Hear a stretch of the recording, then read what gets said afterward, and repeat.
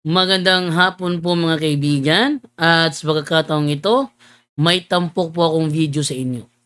At ang tampok ko pong video, ito yung karugtong doon sa naganap na debate sa pagitan namin dalawa ni Larry Silva na may kinalaman sa ano, Rebulto ba yon? Rebulto? Oh.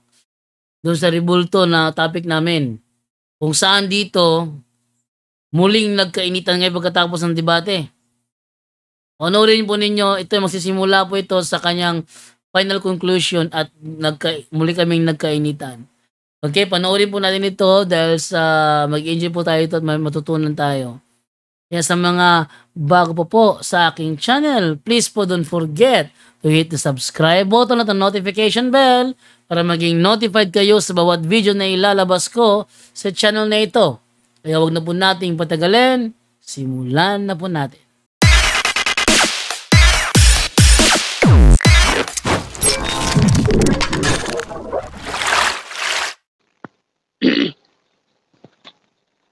Ang galing, talagang binubuhat nila sarili niyang bangko, bagsak daw, bagsak. Unang-una sa mga sinasabi mo, Jundo, ang tinatanong ko kanina kasi, ang galing talaga na itong kadebate natin magbuhat ng bangko eh.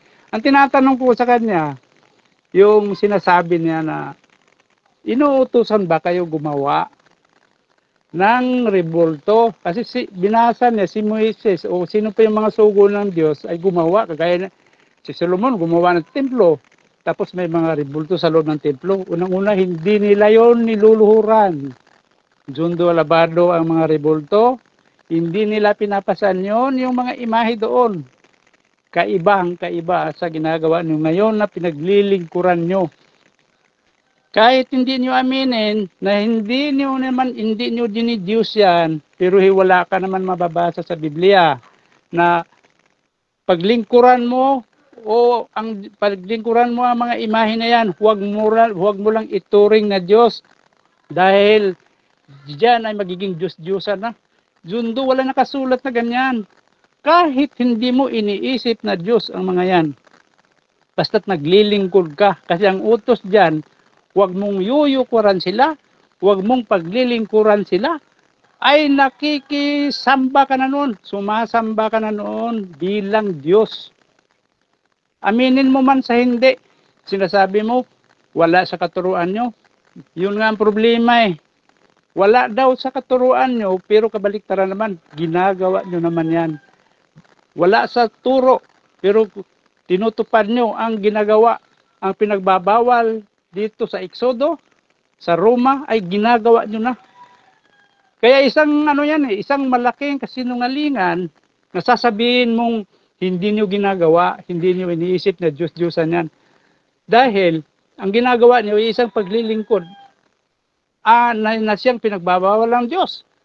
Tapos ito binabasa ni Roma 1:7 sa lahat ninyong nangasa Roma. Mga iniibig ng Diyos, tinawag na mga banal. Sumainyo nawa ang biyaya at kapayapaang mula sa Diyos. Tinawag ito mga banal. Hindi tinawag ito para gumawa ng rebulto. Tingnan mo naman kaignorantihan ninyo. Hindi ito tinawag Jundo o hindi inuutusan para gumawa ng rebulto. Hindi kagaya nyo na talagang sinasamba nyo pa. Aminin man o hindi, yun ang ginagawa nyo eh. Tapos, inuutusan daw. Ang simple ng tanong ko, inuutusan ba kayo gumawa kagaya ng mga tao nung araw? Oo daw. Mababasa sa Roma. Alin doon? May nakasulat ba sa Roma na ang Katoliko ay inutusan na gumawa ng imahe? Wala. Paano naman yung utusan? Nakasulat sa Exodo na huwag gagawa ng larawang inanyuan ng anyong nasa itas ng langit. Sino ba ang nasa itas ng langit? Kahit larawan ni Kristo, kahit pa imahe ng kirubel, bawal mo yun gawin para paglingkuran, para luhuran. Sa Apokalipsis, nagpatira pa si Juan para sambahin ng isang anghel na buhay. Pumalag ang anghel. Huwag mong gawin yan. Ako isang alipin katulad mo. Sa Diyos ka lang dapat luluhod, Jundo. Hindi sa mga harap ng mga rebulto. Maging ang isang anghel ay hindi pumayag. Yun buhay na buhay. Yun ay banal. Tapos, Kayo lumuluhod dyan sa mga larawang inanyuan na yan. Paano nagiging banal yan? Paano na ipapasa? Asan ang talata mo? Puro lang daldal. Wala kang sitas na naipapasa sa Diyos ang pagluluhod ninyo sa mga larawang inanyuan. Ang linaw-linaw. Sinasabi sa linaw nakasulat sa Isayas na ang kanyang kaluwalhatian ay hindi niya ibibigay, ang kanyang kaluwalhatian ay hindi niya ibibigay sa iba. O ang kanyang kapurihan man sa mga larawang inanyuan. Tapos sasabihin mo na ipapasa. Napakamaling unawa. Yan, sariling interpretasyon na wala sa Biblia. Yan ang tinuturo ng mga antikristo talaga. Antikristo ang turo ng Katoliko, Jundo Alabado. Kaya ikaw, yan ang pinapaniwalaan mo hanggang ngayon. Siguro hanggang talagang diyan ka na manahimik. Antikristo ka pa rin. Kasi ang sinusunod nyo kasi turo ng tao. Tapos pinupuna mo pa kanina. Sinabi ni kapatid na Ile, na siya ay Diyos. Time. Ano? Ipapatanong ka pa o hindi na? Magpapatanong ka pa. Sige, tatanong muna ako sa iyo, ha? Gusto ko lang klaruhin itong sinabi mo sa final conclusion mo eh. Wala pa sabi mo kasi ako eh nagsasabi ng kasinungalingan eh. Tama. Sabi talaga. mo, sige. Sabi mo, bawal lumuhod sa harap ng rebulto. Tama ba yan? Tama. Tama. Sina Josue ba nagpatira pa sa harap ng kaban o hindi? Sa kaban yun. Ano Hindi itsura sa- ng kaban? Ano itsura ng kaban? Hindi sa Jundo, nagpatira pa sila sa kaban ng tipan dahil nandoon ang tipan sa loob ng kaban, hindi dahil sa rebulto ng anghel o sa kerubin. Ang tanong, may Yun. rebulto ba ang kaban o wala? Andun nga yung larawan ng imahe ng kerubin eh. So, Pero hindi dahil sa larawan ng kerubin sila nagpatira pa. Logic lang Jundo, sentido común gamitin mo. Ang anghel na sinamba ni Juan, nagpatira pa si Juan, hindi pumayag ang isang anghel na buhay na buhay. saan? Dahil Oh. sa Diyos lang dapat mo gagawin ang pagpatira pa at pagluhod ayon sa awit 95:6. Saan mo nabasa na sila ay nagpatira pa sa harapan ng kiban? Ito ay dahil sa tipan at hindi sa kerubin. Jundo, walang mababasang ganun, pero hindi sila nagpapatira pa dahil lang sa isang larawan ng kerubin. Ngayon, kung ikaw babalikan ko ng tanong, mababasa mo ba kaya sila nagpatira pa sa harapan ng tipan dahil sa kerubin? Yes. Wala kang may pakikita Mabasa. Wala. Mabasa ko. Alin. Kung mabasa ko, talo ka na. Talo na ako. Sige, ito, Basahin salamat. mo. Inamin mo eh. Ito, basahin. Hebreo 9:5. Yan ha, Hebreo 9:5 ha. At sa ibabaw ng kaban ay may mga kerubin na nagpapakitang naroon ang Diyos. Ano daw? Sa ibabaw ng kaban ay may mga kerubin. May mga rebulto ng kerubin na nagpapakitang naroon ang Diyos. Sila ay nagpatira pa at sumasamba. Sino ang sinasamba nila doon? Ang Diyos o hindi? Hindi ang rebulto. Hindi, sagutin Diyos. mo. Sino sinasamba nila? Ang Diyos ba o hindi? One Diyos. Ang Diyos.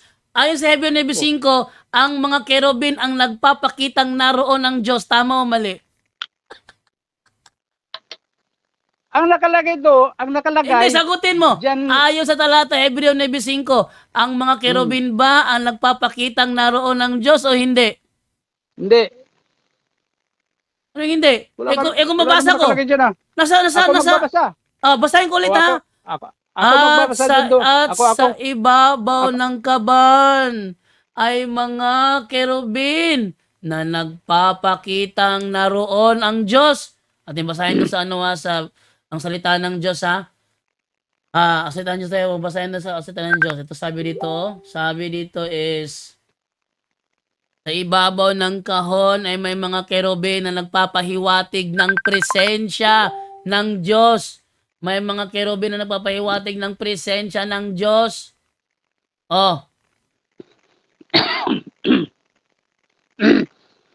Eh ang di, tanong ko talo ka na. kanina, Talo ka na. assuming, ang tanong ko kanina, Anong assuming? mayroon ka bang mababasa na napatira pa sila dahil sa kirubin? Yun na Ako nga. magbabasa. Nagpatira Doon pa ako- sila sa harapan ng kerubin sapagkat ang kerubin ang nagpapahiwatig ng presensya ng Diyos. Hindi sila sa kirubin. Sa Diyos sila na Sa kerubin nga patira eh. pa. Sa kerubin Ay, nga. Kasi ang mali. kerubin ang nagpapahiwatig ng presensya ng Diyos. Hindi ang tipan. Ano ka ba? Mali yung sinabi mo. Ang tipan daw. Ano? Ano? Tipan ang kanilang ano? Ang kanilang pinagtitirapaan? Mali. Ang kanilang pinagtitirapaan, ang kerubin, sapagkat ang kerubin ang nagpapahiwatig ng presensya ng Diyos, hindi ang tipan. Yan ang mali na unawa mo. Ay, basahin mo to na sa talata ko. Basahin mo. Hindi, ito, ako magbabasa rito. Ako magbabasa. Sige, At sa basahin ibabaw nito ay ang mga kirubin ng kaluwalhatian na nangagsililim sa luklukan ng awa ng mga bagay na ito ay hindi natin na pag-uusapan ngayon ng isa-isa. Wala naman sinasabi rito. Ito, Ang- bro, hindi mo maloloko, John bro. Doe. Bro, hindi mo ko John maloloko. Doe, hindi Nasa kita screen niloloko. ko. Dati ka naloko. Basahin Dati ka mo yung naloko eh. screen ko. Basahin mo yung screen ko. Huwag mo akong turo.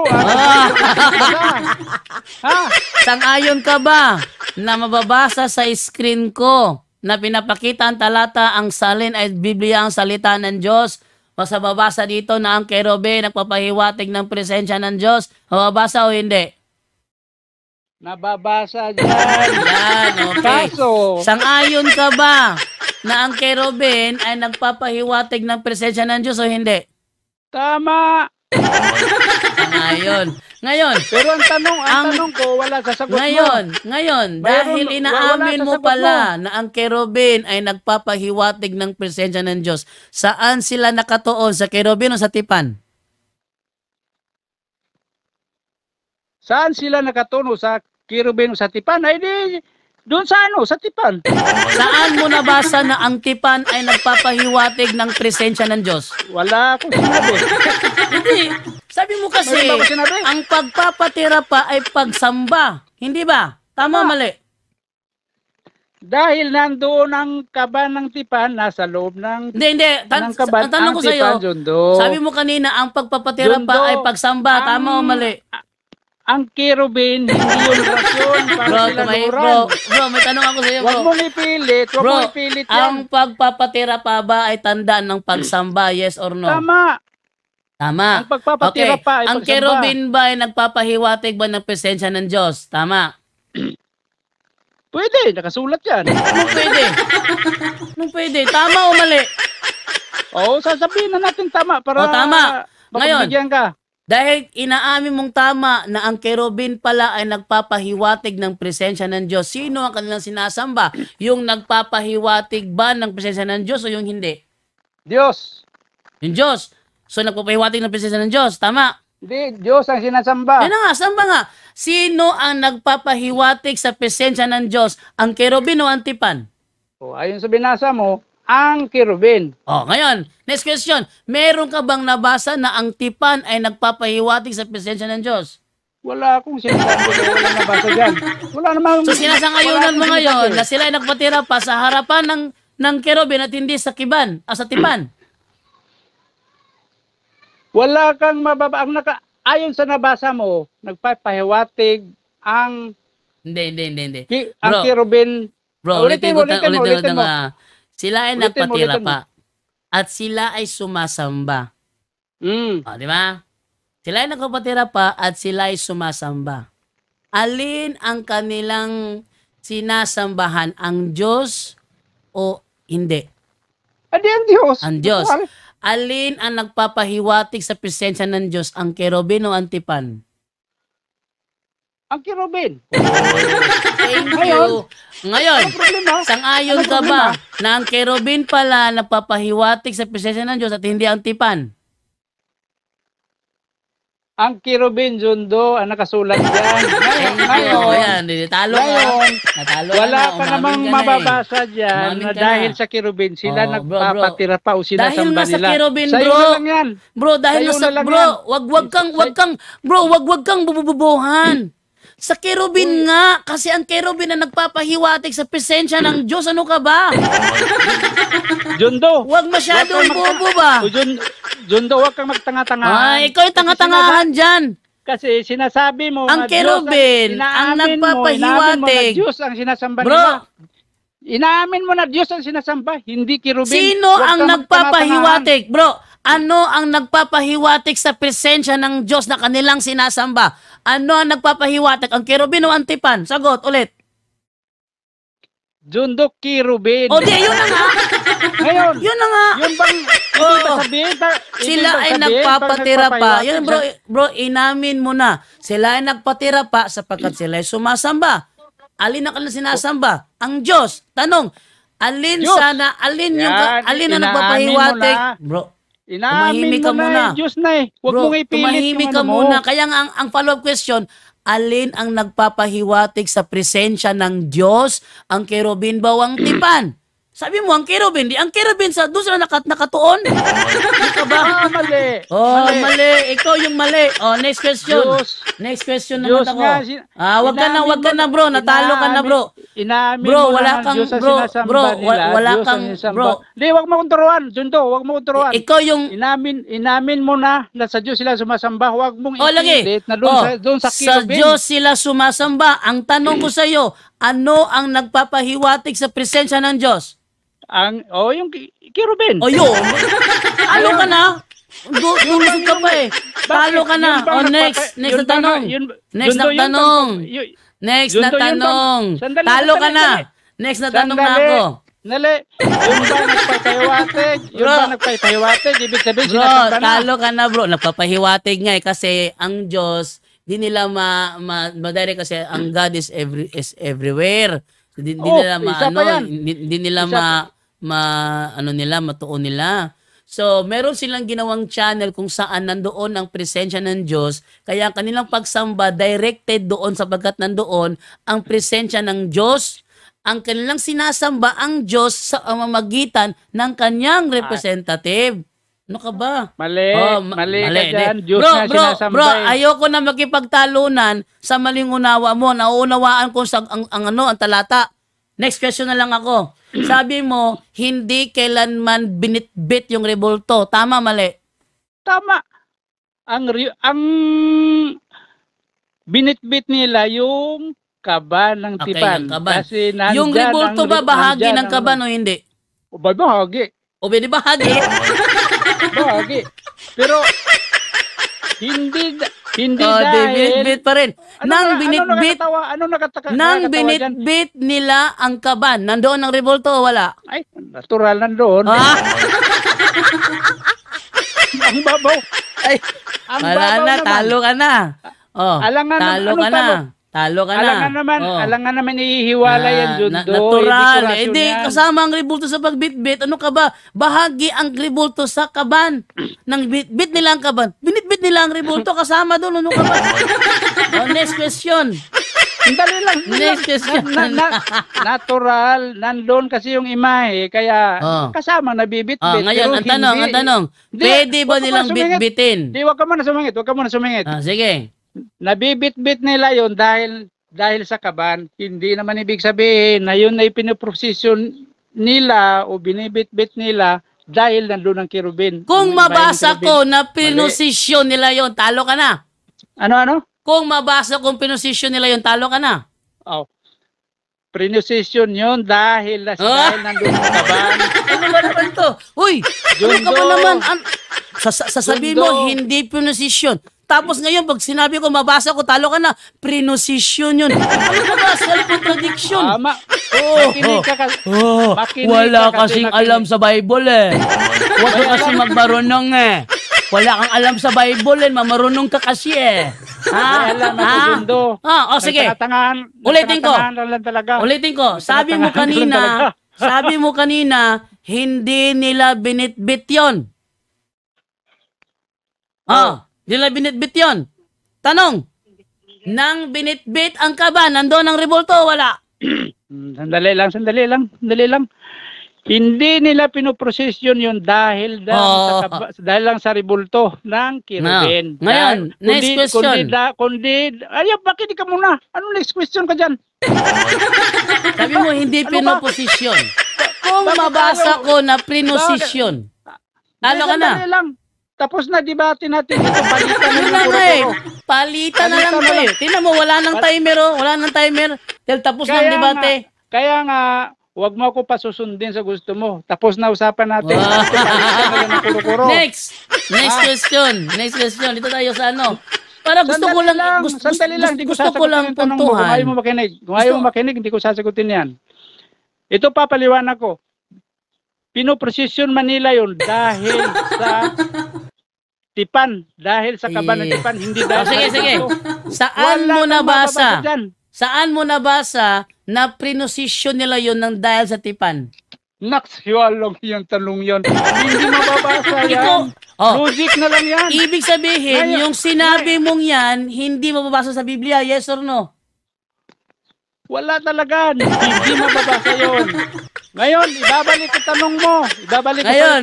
Next. Hindi pa ako tapos. Dali lang. Wala naman tayong usapan na ikaw muna magtatanong eh. O bibigyan ka ng oras, walang time.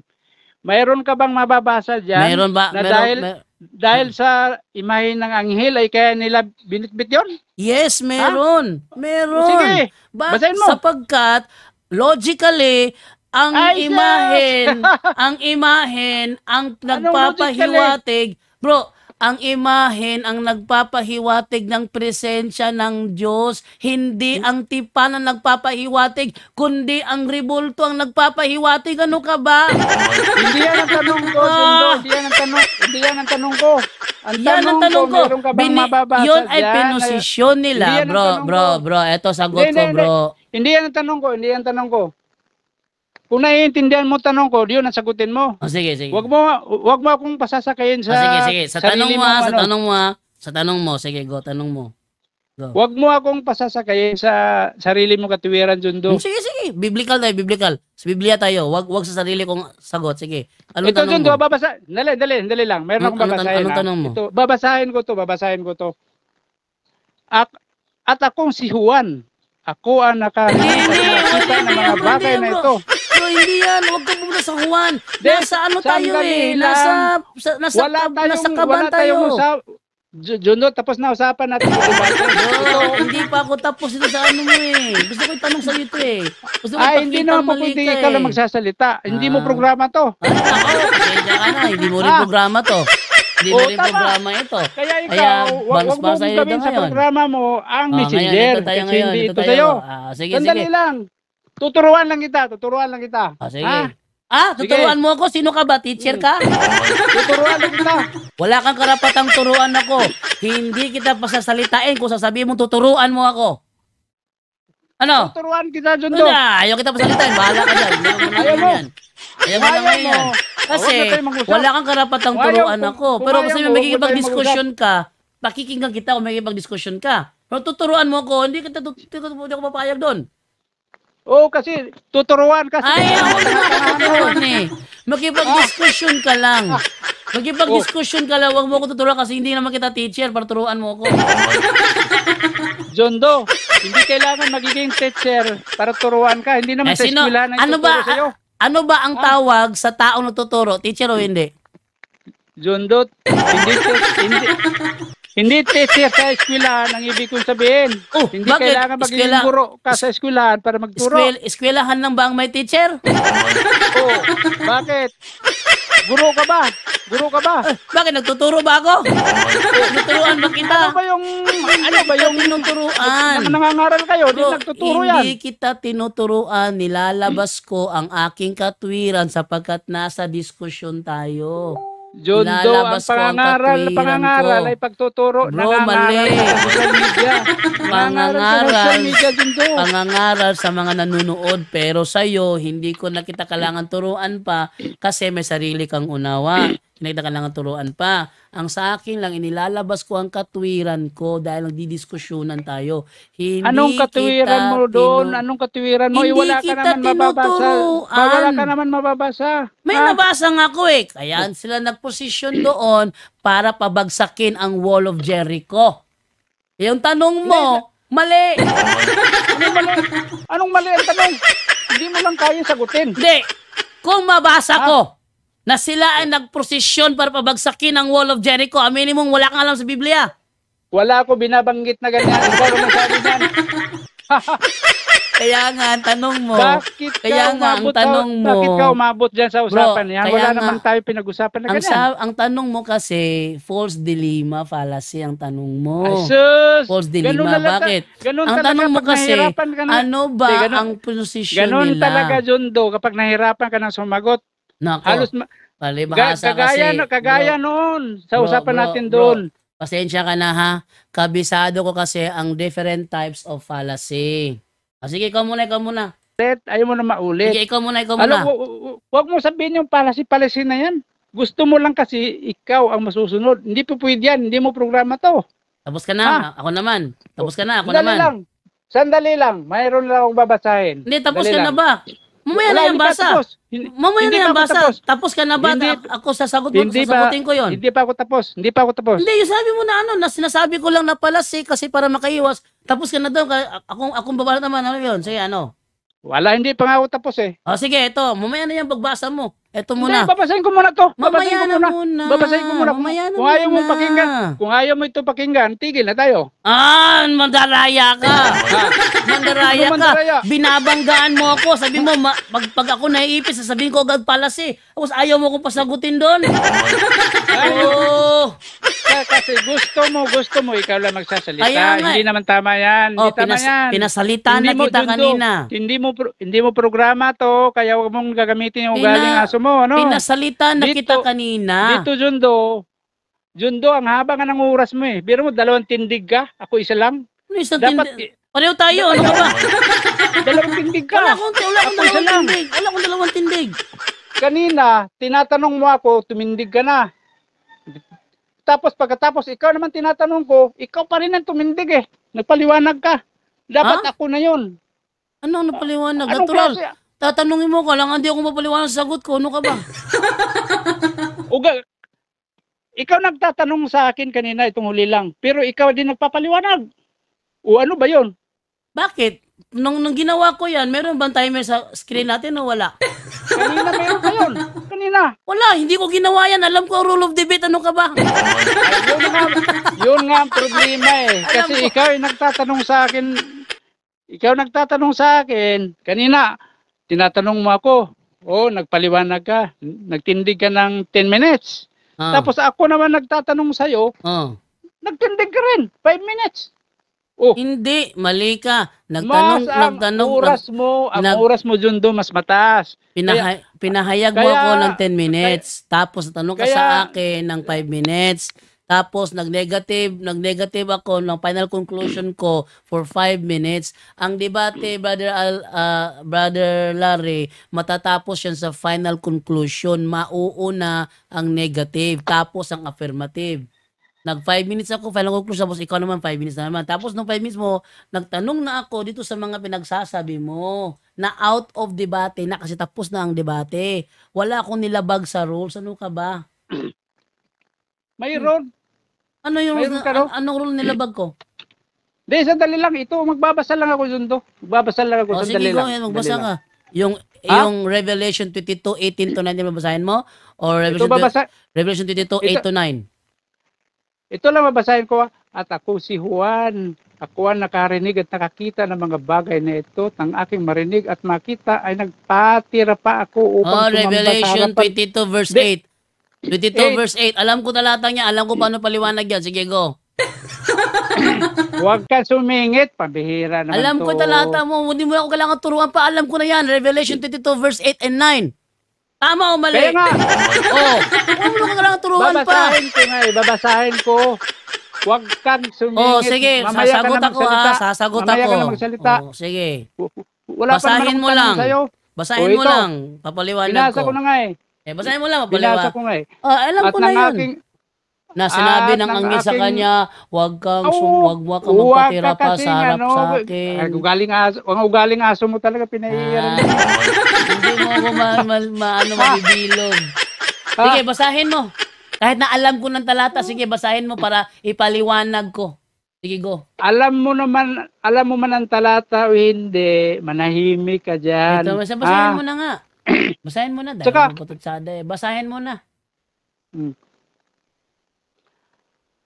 at akong si Juan, ako ang nakarinig at nakita ng mga bagay na ito. At ng aking marinig at makita ay nagpatira pa ako upang sumamba sa harapan ng anghel na nagpakita sa akin at ng mga bagay na ito. At sinabi niya, ingatan mong huwag gawin yan.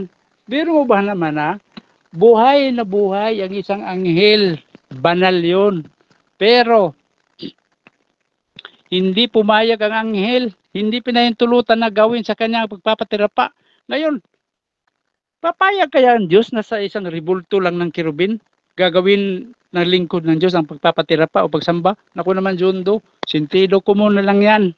Kaya huwag kang magtanong ng sitas na kung may mababasa ba dyan na dahil sa kabanantipan sila nagpapatira pa. Dahil kung ikaw naman natatanungin, wala ka rin mababasa. Tapos ka na. Saan ka ba? Bakit nawala ka? Tapos ka na ba? Dahil wala ka rin, hindi pa. Dahil wala ka rin mababasa na ganon. Sige, lubos-lubosin mo na. Pinalulusot mo lang eh. Lubos-lubosin mo na ang pagkakataon. Jundo, kung yun ay dahil sa imahe ng kirubin, sila nagpatira pa. Sige. Ang anghel sa Apokalipsis. Papayag na yun. Hindi na yun babarahin si Juan na nagpatira pa sa kanya para siya sambahin. Napaka-logic. Yun ang tunay na logic, Jundo. Yun ang ginagamitan ng sentido komon. Tapos ka na. Yun ang tamang paggamit. Tapos ka na. Sige. Ako naman. Sige. Nakinig ako sa iyo makinig ka rin sa akin. Yan ha. Masaan mo yan? Sige, ito. Dahil nakinig ako sa iyo, makinig ka rin sa akin. Yung ginawa ni Juan sa anghel ay pagsamba. Pagsamba na nauukol lamang sa Diyos. Tahimik ako ha. Wow.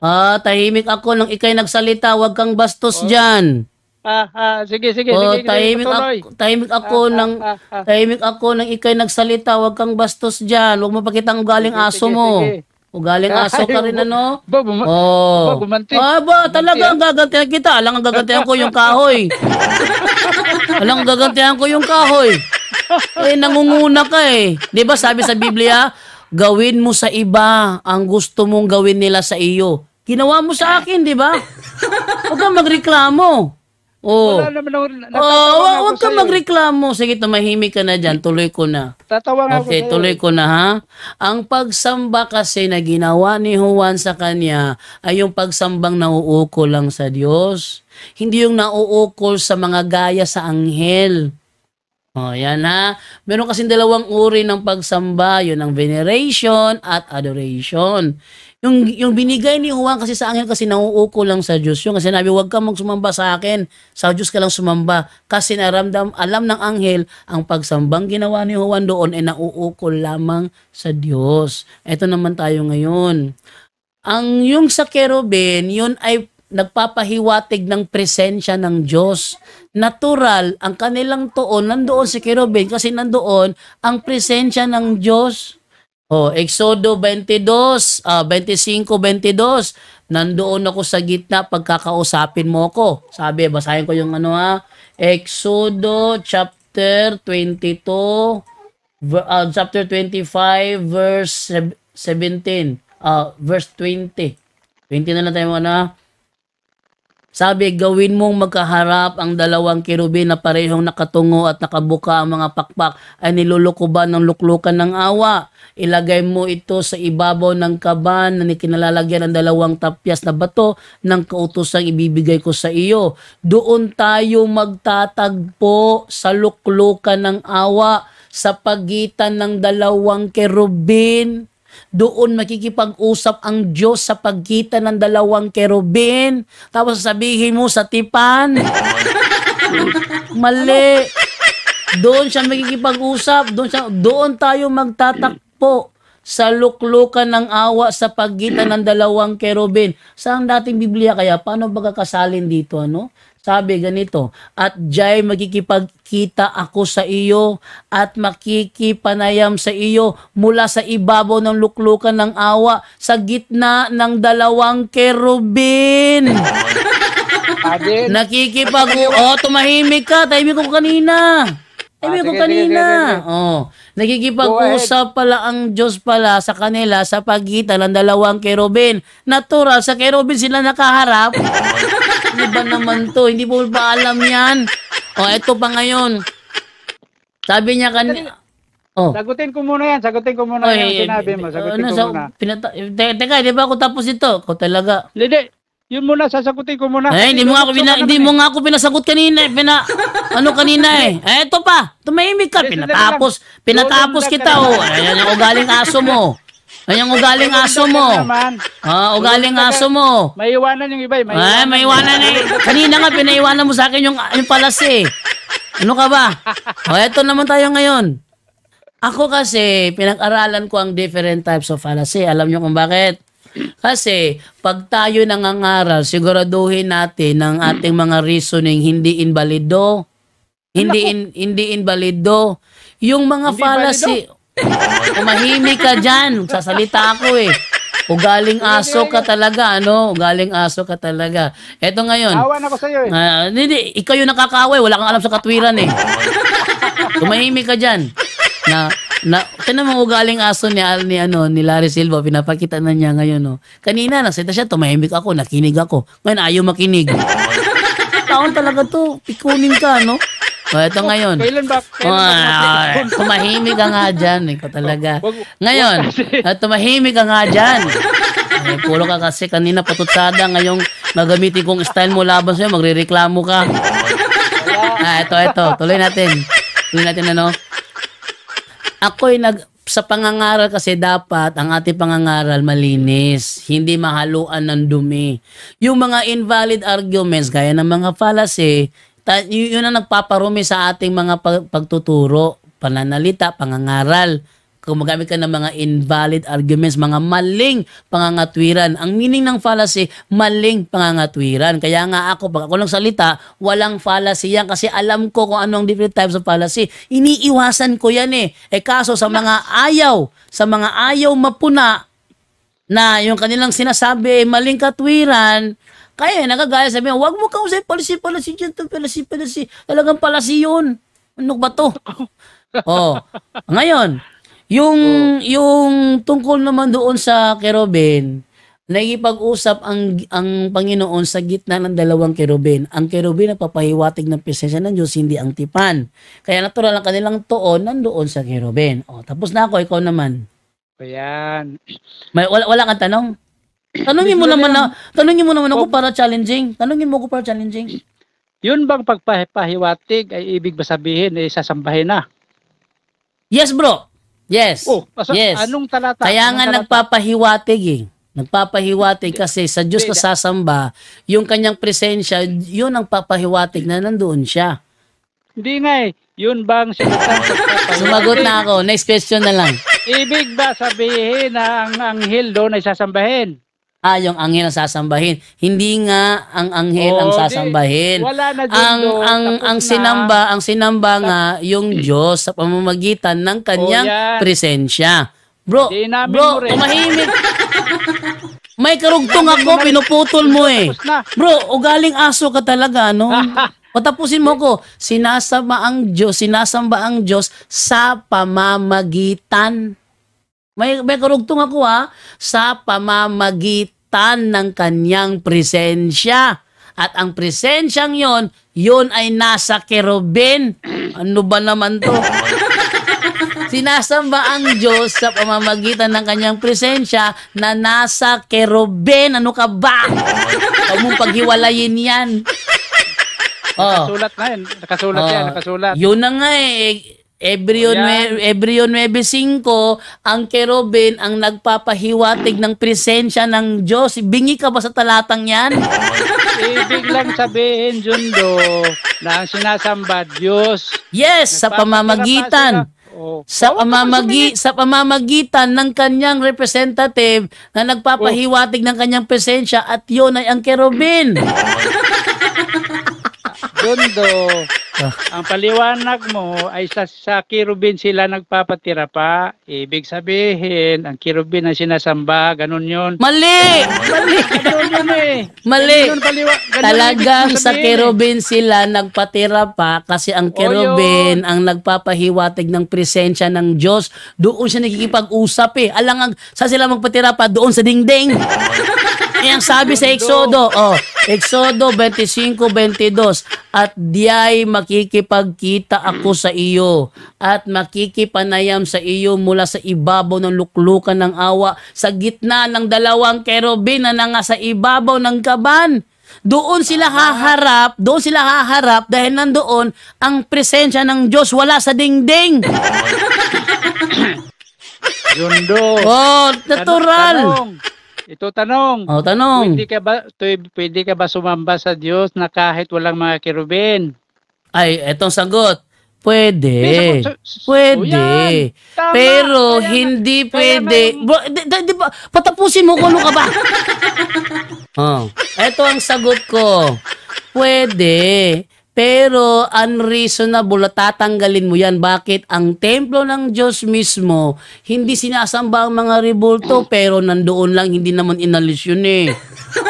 Sino ang nag-alis ng mga rebulto sa templo? Alam nyo ba? Ang nag-alis ng rebulto sa templo ay ang kalaban ng Diyos. Tanong. Lahat ba ng mga Kristiyano noon ay sa loob ng templo sila na may mga imahe sumasamba? Yes bro, nasa ano yan? Gawa 3:1. Hindi, ang tanong ko, lahat ba ng mga Kristiyano noon, lahat ba ng mga Kristiyano noon, sa lahat ng panahon, ba sila sumasamba sa loob ng templo? Yung mga Kristiyano na pagkatapos ng mga apostol, nasa loob ng bahay lang sila. Sa loob ng bahay. Walang rebulto ro. Ngayon si San Lucas ang gumawa ng rebulto. Si San Lucas ang gumawa ng rebulto. I-search mo sino ang gumawa ng rebulto ng ng Our Lady of Perpetual Help. I-search mo. Hinahamon kita, i-search mo. Anong sitas? Hinahamon kita, i-search mo. Ano ka ba? Ano sitas? Pero mo pinagbibintangan mo si Lucas. Hindi ko pinagbibintang nga. Sabi ko nga sa iyo, 'di ba? I-search mo. Pagbibintang ba 'yon? I-search mo kung sino ang I-search mo kung sino ang gumawa ng Our Lady of Perpetual Help na imahe. I-search mo. Anong sitas nga sa Biblia? Bro, hindi nga kumpleto ang Biblia. Matagal na pinag-usapan yan eh. Hindi kumpleto. Wala nga sa Biblia kung paano pinatay si si Juan. Ayun. Jundo. Wala. Wait lang, tumahimik ka dyan. Wala sa Biblia. Tumahimik ka dyan. Napakabastos mo eh. Kanina, nagsalita ka kanina, tahimik ako eh. Ikaw, bastos ka eh. Kasi hindi aral yun. Hindi aral. Kung mabasa ko aral yun. Hindi doktrina. Doktrina yun. Ano ka ba? Hindi doktrina yun. Sige, patunayan mo. Sabi ni Kristo doon sa yung kasama ko niya mga apostol, sabi niya, handa nyo bang inumin ang saro na aking iinumin? Handa nyo bang at kayo'y babautismuhan sa bautismo na aking tatanggapin? Mali sagot mo. Hindi mali yun. Tama yun. Tumahimik ka muna. Mali. Ikaw hindi ka nakakunawa dito eh. Ang sabi ni Kristo, tatanggapin nyo ang bautismong tatanggapin ko. Ang ibig sabihin ng bautismo doon, hindi literal na bautismo na tubig. Mali. Ang tinutukoy doon, martyrdom. martyrdom doon. Kung si Kristo ay makakaranas ng martyrdom, ang kanyang mga apostol, lahat ng mga apostol niya dumanas ng martyrdom. Bahagi ng aral yun. Ano ka ba? Hindi lang mga apostol, kahit mga Kristiyano, na hindi apostol, dadaan yan. Bakit ikaw dumaan ka ba sa martyrdom? Dumaan ka ba? Ang tinatanong ko si Juan. Yun na nga.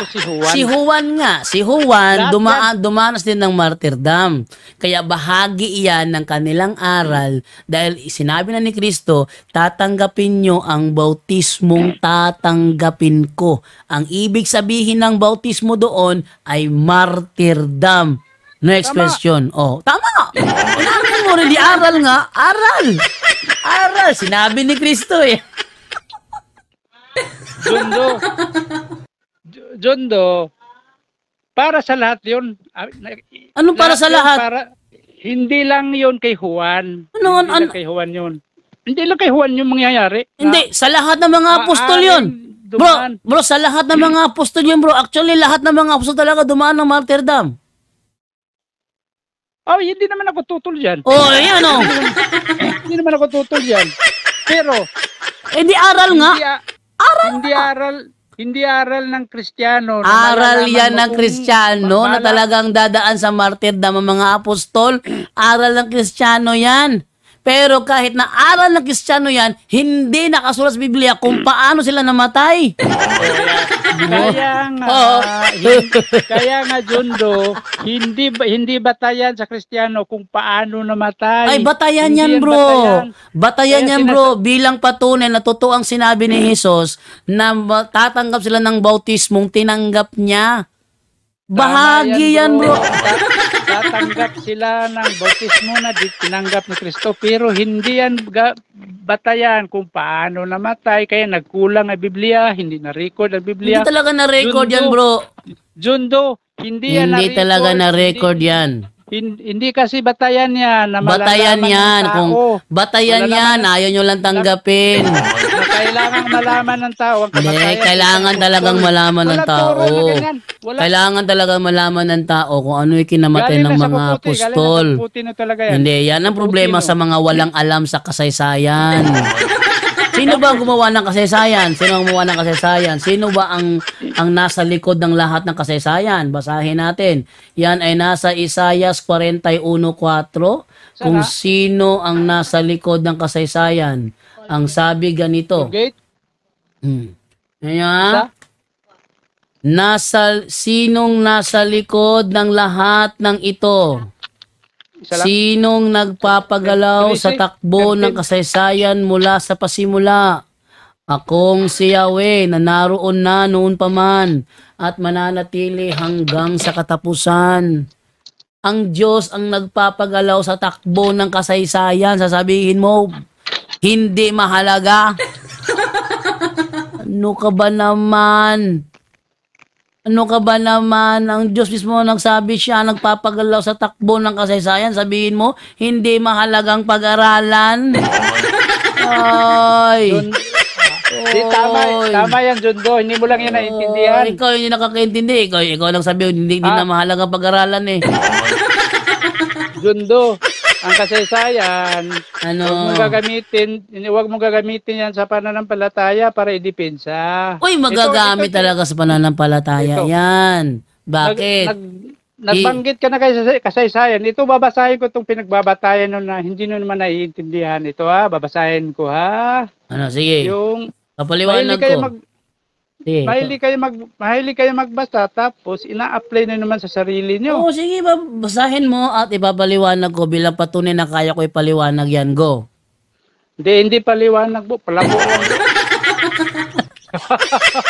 Palabo para sa iyo, pero sa mga nanonood, paliwanag yan. Sige, basahin mo at ipapaliwanag ko sa mga nanonood. Hindi sa iyo. Sige, go. Ayun po. Yun po ang ating tampok na video. Yung meron karugtong po yun. Pero karugtong po na yun, bukas po ng hapon nyo mapapanood. Kasi, kailangan muna natin na may karugtong po yun kung saan matinding initan ang nangyari. Mukha yatang napunta sa sa kanilang iglesia ang issue. Pero ganun pa man, abangan po ninyo ang susunod na kabanata ng aming talakayan ni Larry Silva. Ito po si Jando Alabado, nasasabi po sa inyo, maraming salamat po and bye-bye.